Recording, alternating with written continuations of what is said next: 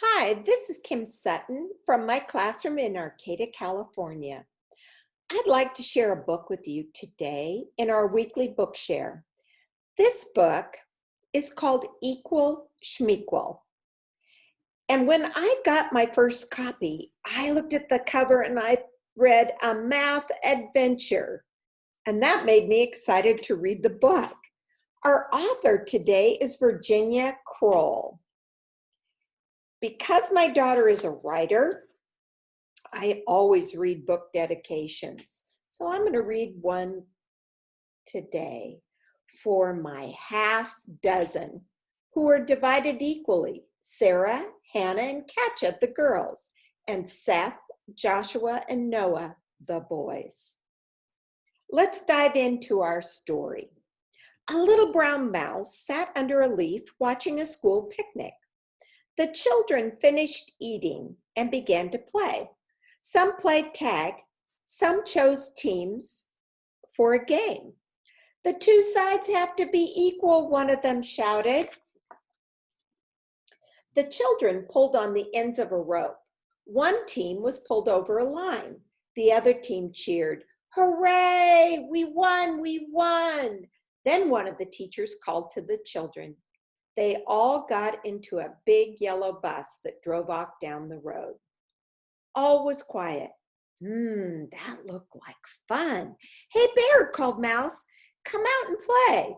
Bear walked out from the trees. "What do you want to play?"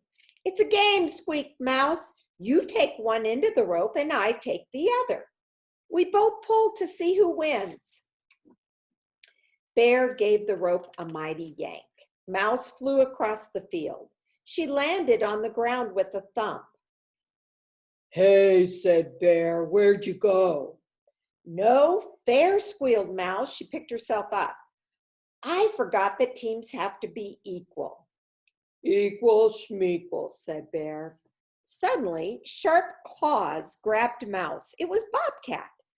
"Gotcha," he snarled. "Help," squealed Mouse. Bear stood up on his hind legs and growled, "Let Mouse go right now." Bobcat whimpered, "I just want to join the game.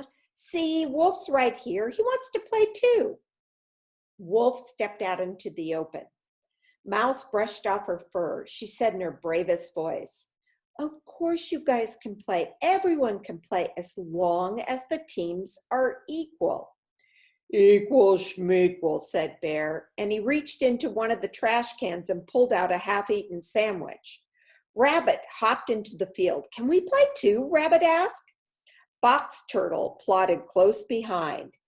"What does equal mean anyway?" he asked. "Equal means fair," explained Mouse. "We should divide into two equal teams somehow." "Equal Shmequal," Bear mumbled with a mouthful of chocolate cake. "Let's try meat eaters against plant eaters," said Rabbit. "That would be fair." "What about Turtle and me?" asked Mouse. "We eat anything small enough." "Well," said Rabbit, "what are your favorite foods?" Mouse replied, "I like blackberries best." "I eat mostly bugs," said Turtle, "but my favorite food is dandelions." "If you like plants best, you belong on my team," said Rabbit. "So it's animals that eat only meat against the rest of us." Bobcat laughed. "You think this is equal? Ha!" With just one hard pull, he and Wolf yanked Mouse, Rabbit, and Turtle across the line. They landed in a heap. "That wasn't equal," Turtle complained, peeking from his shell.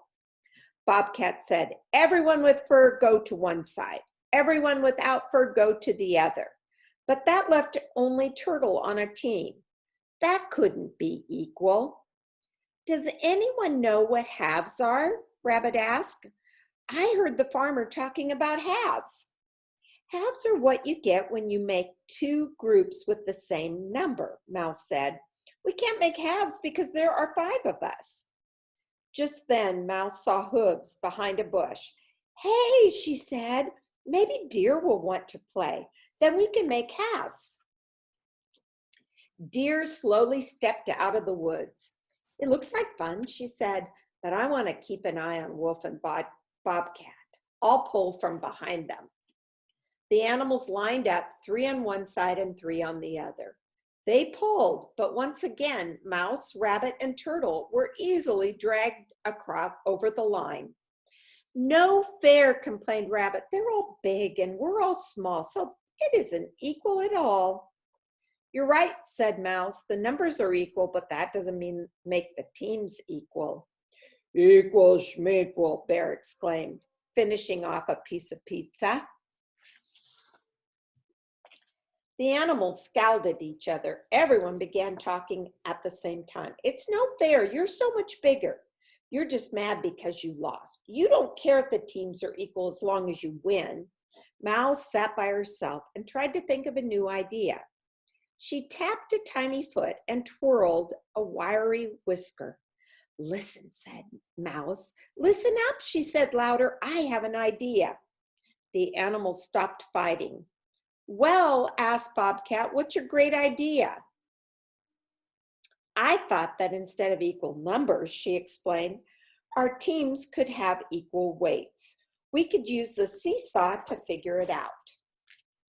Look, said Mouse, when what's on one side of the seesaw is equal to what's on the other side, the seesaw balances. You can tell because it's straight across. Okay, said Turtle. Let me get on first since I can't jump. He walked on the end of the seesaw, touching the ground. I'll get on the other side, Wolf said.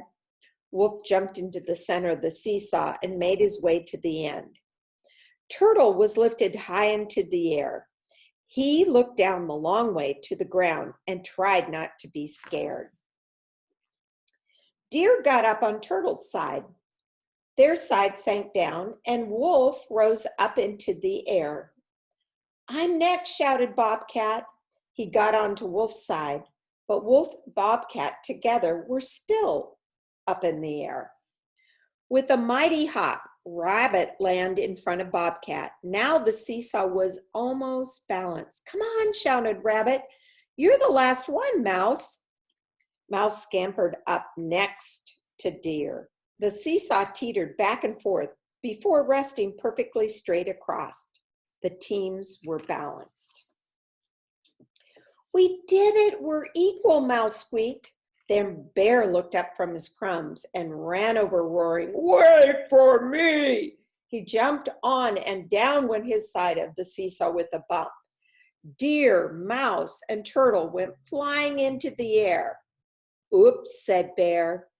I guess it's not equal anymore. We can get this right, Mouse said cheerfully. Let's try again. Bear, get on first. Bear sat on one side with the other end high in the air. Bobcat offered to get on the high side first. If I fall, I'll land on my feet. Cats always do. The rest of the animals got on. Each one made Bear's side lift a little. Finally, all the animals were on except Mouse. Come on, shouted Rabbit, we're almost equal. Mouse jumped onto the middle of the seesaw. Bear's side was higher, so she walked toward him. The seesaw was perfectly balanced.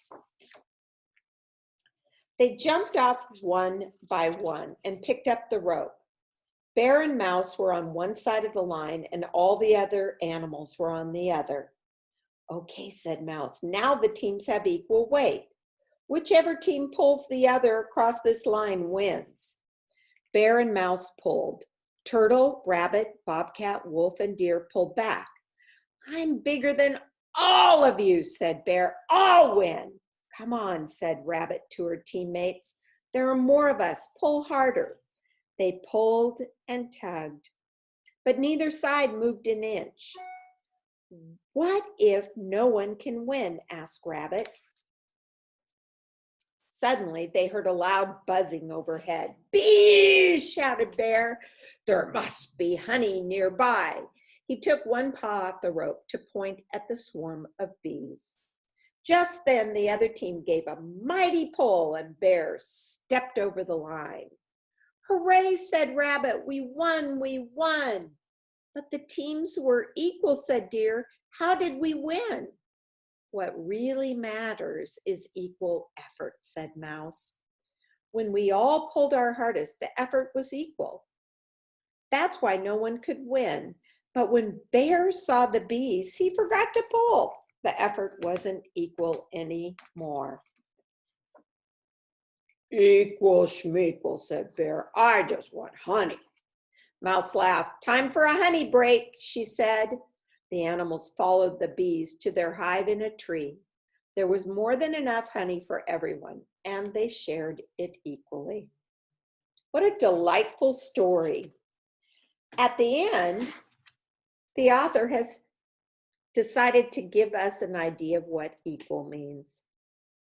In math, to be equal means to have parts that are the same in weight, size, quantity, or other measure.